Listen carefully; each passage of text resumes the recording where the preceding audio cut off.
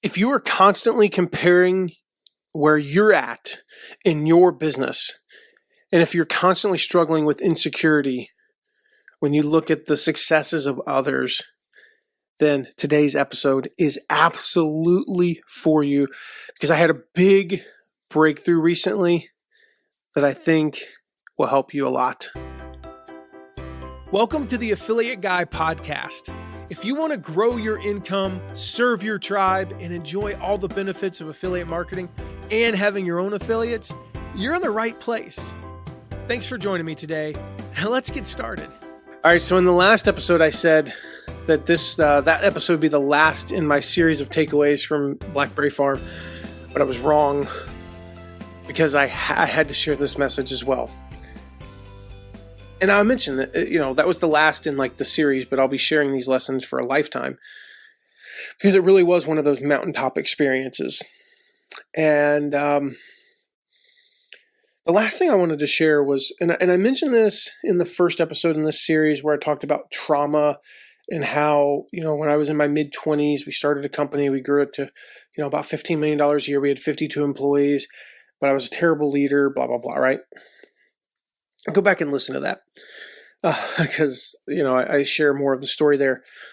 But that became kind of a through line for the week at BlackBerry. And I shared that on Monday night at dinner. And on Tuesday, I shared a little bit more. And I was sitting next to Jeff Walker, and he was like, "How old were you when that happened?" Like 25. And he's like, "Nobody at this table was even remotely close to that successful at that age. Nobody at this table even had an opportunity to fail that big at that age." And then I forget who it was. I don't remember if I think it was Amy. Said, she's like, "You were 25. Most everybody's an idiot at 25. I couldn't have done that at 25 either. None of us could." And everybody agreed. And they reminded me, I was in my mid-20s when this failure happened. I cannot let that continue to be a noose around my neck. I failed when I was young. Okay, that's what happens. And I can't remember. I think it was Jeff reminded me. He was like, "Didn't you say last night, how old you are?" And I was like, "Yeah, I'm 39. He's like, "You're the youngest person here by 5 years. Stop comparing yourself at 39 to where I am in my 50s and, Amy is in her 40s and Michael is in his 60s. And I immediately thought of something that I share with you all the time. These two quotes. I've shared them 100 times probably. And yet I wasn't letting them sink into my own, it was one of those things, do as I say, not as I do things, right? Number one, John Acuff, ironically in a guest post on Michael Hyatt's blog years ago, said, "Stop comparing your beginning to everyone else's middle and end." If you're a year into your business, that's your beginning. Stop comparing your year into your business to someone else's 15th year. I've been at this particular business for 7 years now. Our income, our revenue has gone up every single year. If you make steady progress like that, you're eventually going to get to the point where you're a massive success. Now, it might take you 10 years. I don't know. But stop comparing your beginning to everyone else's middle and end. And the other one was from Stephen Furtick, who said, "The reason we struggle with insecurity is because we compare our behind the scenes to everyone else's highlight reel." You see, let's just look at personal life. You see someone's Instagram. Instagram's their highlight reel. Unless they're trying to be funny, nobody's posting on Instagram about the afternoon that they had a really bad stomach ache and sat on the toilet all day. right? Nobody posts about that. And so you think, gosh, this person's they're always so healthy and so vibrant, and my stomach's upset, and I'm like, it's an extreme example. Well, you know what? They have days like that too. Oh, look at them. They're off in Europe. Look at them. They're this.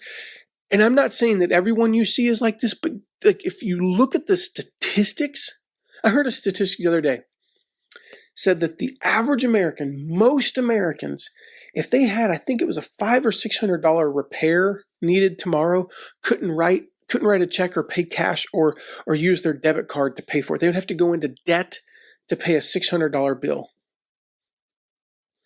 So if more than 50% of the population can't even afford a $600 payment and they're on some European vacation, the little known fact is they're going into debt to do that many times.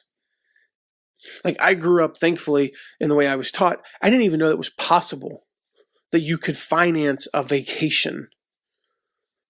Like, ooh, yay, 1 week of awesome sauce only to come back to the stress of having to make the payments.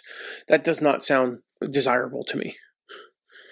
So I didn't even know that was a possibility until recently. I learned that. I saw some ad for it or something. I was like, what? How is that even a thing? And so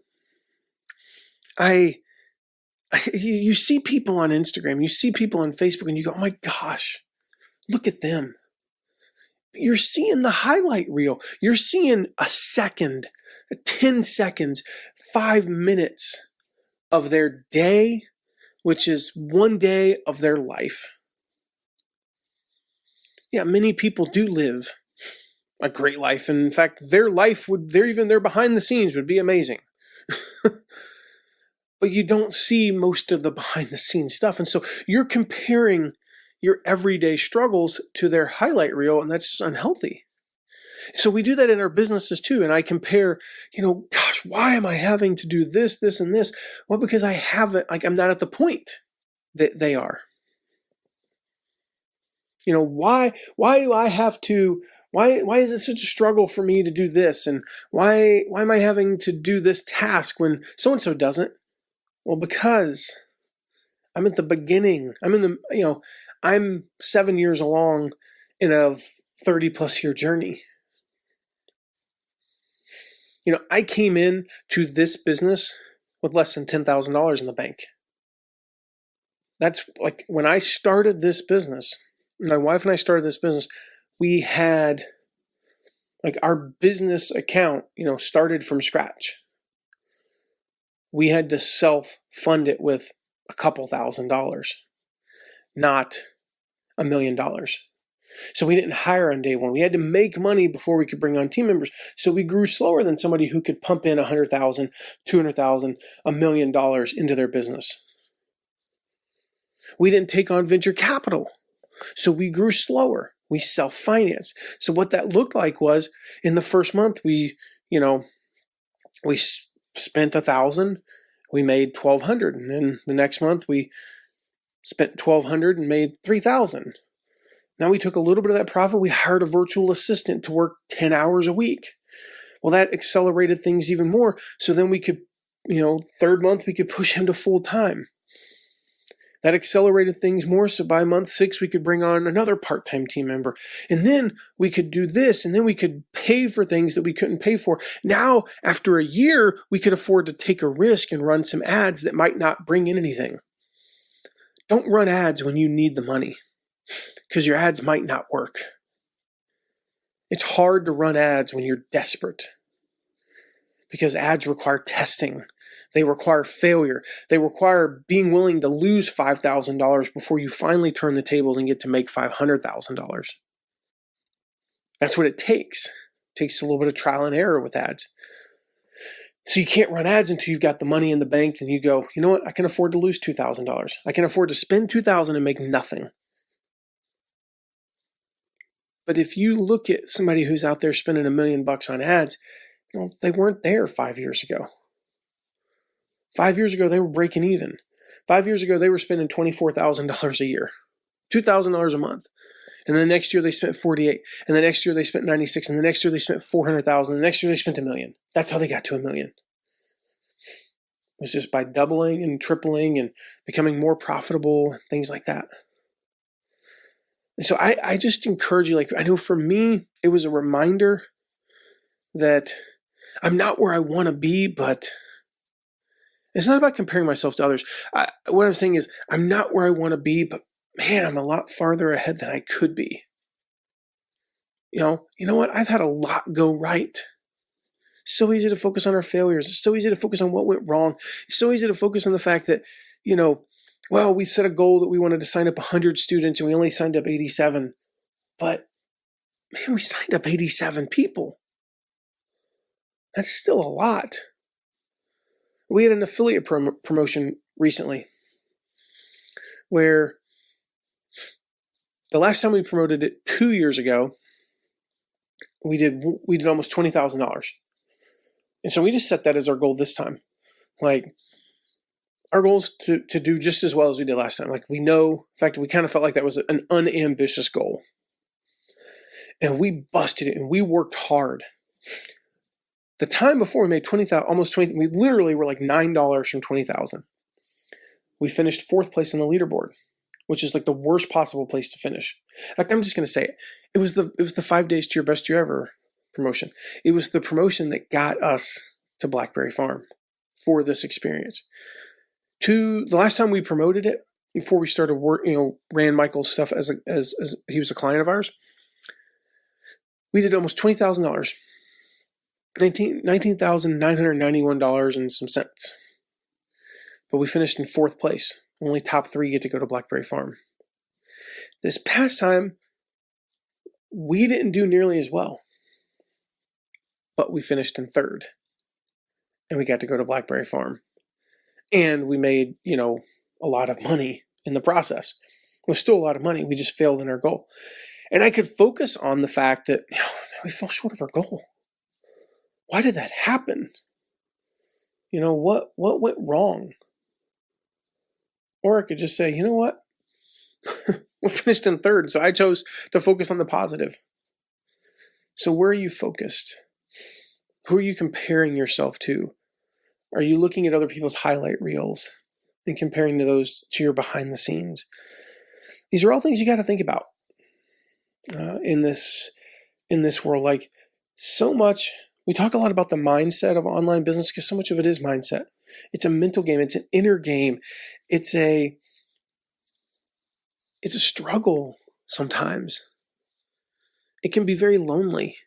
It's why, I don't know when this podcast will release specifically, but it's why we have our Start Mastermind. It's a small group, 12 people, where, in fact, now that I think about it, based on when this is going to release, we'll have closed registration down.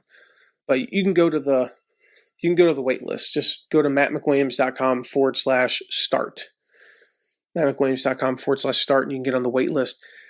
What I love about this mastermind is it's 12 people who are all in the same position. They're all beginner to early intermediate, online businesses. Most of them are not full-time. A few of them are. They had the little bit of the money to go full-time. But they're just starting out. And they're going through the same struggles. And then every week we get together and we have 3 people on the hot seat. So everybody has a hot seat every month. We focus on their big rock, their big thing that they're going to move that month. And it's just really cool because then as the group evolves, they start helping each other. And it becomes more of a crowdsourced thing. And you just see this massive progress. Like our first group that we ever had, in the first 2 months alone, we had 6 people pay for their entire year's membership to Start within the first 2 months. Jim Folsom, looked at him, I was like, dude, raise your prices. And he raised his prices considerably. And so in like 2 weeks, he paid for his entire year. Gwen Marasco, we formulated a plan, and within days, she got a $2,500 coaching client. Angela, same thing. Raise your prices. You got to raise your prices. We talked about that. And the list goes on and on. And then we were able to connect. I know Bill, we finally got Bill, his books ready because Jim formats books and, he's in the group. And so it's just this really cool mix of people, but are all in the same kind of part of their journey. But the most important thing, and this is so fun for me, we have a Zoom room that we have set up. It's where we host our official meetings. This room, just these 12 people plus me, it's Wednesdays at 3 p.m. Eastern, right? That's when we meet. But that room is used 3 to 3.5 hours every week. That means that 2 to 2.5 hours a week, some number of them are getting together privately and helping each other out. They're talking on the phone too, I hear. They're interacting in Facebook, sure, but they're getting together in person, so to speak, and talking and helping each other out. Because it doesn't have to be lonely. It doesn't have to be you all by yourself or even you and your team. Because you and your team is different than you and another entrepreneur. It's very different. And so I encourage you, stop comparing yourselves to others. I know it's so cliche, but stop doing it. Maybe you're like me and you're 5 years younger than everybody else. You're in year 2 of your business and you're going, well, why am I not succeeding like that? Because they didn't either in year 2. And the few that did, the few that blew up and succeeded really quickly, they had some stuff go right. And you just haven't had that thing go right yet. And that's okay. You haven't had your Oprah moment. I will tell you this. I've studied a lot of businesses and a lot of business owners. The companies that blew up in year 1 or year 2, they have this like upside down hockey stick moment because they go shooting up. They tend to level off. And when you compare them to the company that plodded along, got bigger month over month, quarter over quarter, year over year, those companies actually eventually pass them 9 out of 10 times. 9 out of 10 times those companies will pass the company that shot up really quickly and then plateaued. Because what happens is they shoot up real quickly, they find their happy moment, they find their happy place. Let's just say it's $1 million a year. And they make $1 million a year in year 2. And in year 3, they make 1.05. And in year 4, they make 1.07. And then 1.09. Well, you go along and you make 10,000, 40,000, 120,000, 400,000, $1 million, $1.5 million, 2.4, 3.7. You look at it year 8, year 9, you're at $4 million a year. They're at 1.2 million. I've seen that happen so many times. So just keep plodding along. Keep making progress every single day. Quit looking at other people's highlight reels. Quit comparing yourselves to others. And remember that wherever you are, that's where you're supposed to be right now. Just keep improving every single day. So with that is officially the last episode in this series of takeaways from Blackberry Farm. And my voice made it. I made it. It's struggling right now, but it made it. I'll see you in the next episode. Thank you so much for listening today. Remember to check out all of our deep dives into affiliate marketing at theaffiliateguy.tv. And if you have a question, you can ask it at asktheaffiliateguy.com. Who knows? Might end up being featured on this podcast.